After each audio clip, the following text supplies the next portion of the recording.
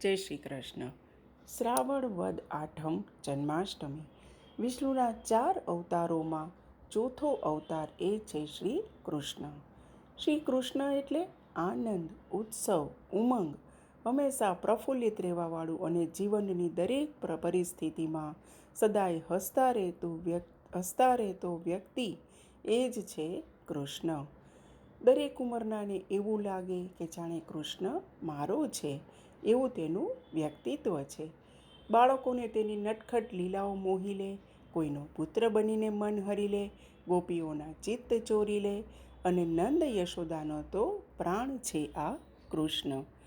ક્ષણે ક્ષણે એમના જીવનનું આપણને નવું પાસું જોવા મળે છે. જન્મતાની સાથે જ યમુનાના ધસમસતાપુરમાં તેમને ગોકુળ જવું પડ્યું. આજે આપણી નવજાત બાળકની આ રીતે તો કલ્પના પણ ન કરી શકીએ. શાસકના અન્યાય અને અત્યાચાર સામે સૌથી પહેલો જગતમાં બળવો ભગવાન કૃષ્ણે કર્યો હતો. કારણ કે શું થતું હતું કે ગોકુળના જે ગોપ બાળકો હતા તેમને જ ગાયના ઘી અને દૂધ મળતા નહોતા. તો એના માટે એમને શું કર્યું કે એમનો વિરોધ કર્યો અને રાજની તિજોરીમાં જે જતું રહેતું હતું તો એ માટે કૃષ્ણે વિરોધ કર્યો. અને તેના માટે શું કરતા હતા? પોતે ખાઈ અને ગોપ બાળકોને ખવડાવતા હતા. પછી જે ભારતીય સંગીતનું જે વાજિંત્ર બંસી છે એ બંસી પ્રભુને ખૂબ પ્રાણ પ્યારી હતી. એ બંસી જ્યારે વગાડતા ત્યારે ગાયો, ગોપીજનો, વ્રજજનો મુગ્ધ થઈ જતા હતા.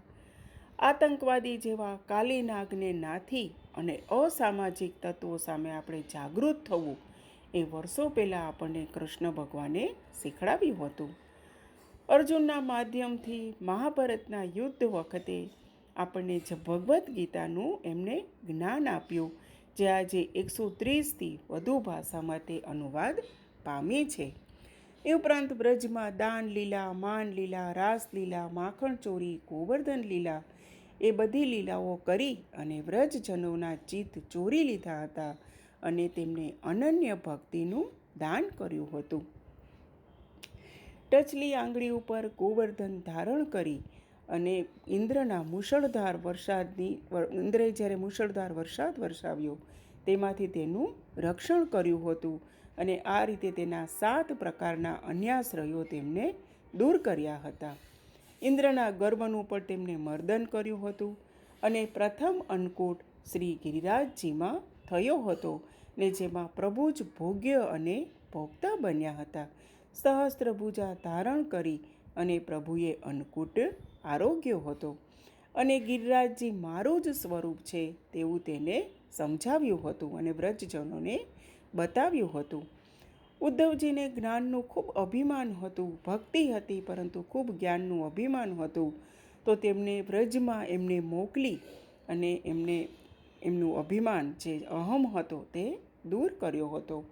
તેમની ઈચ્છા વ્રજમાં વાસ કરવાની હતી તો પ્રભુએ તેને ગુલ્મલતા ઔષધિથી સ્થાપિત કરી એને વ્રજમાં હંમેશ માટે ઉદ્ધવજીને તેને વ્રજમાં વાસ આપ્યો છે.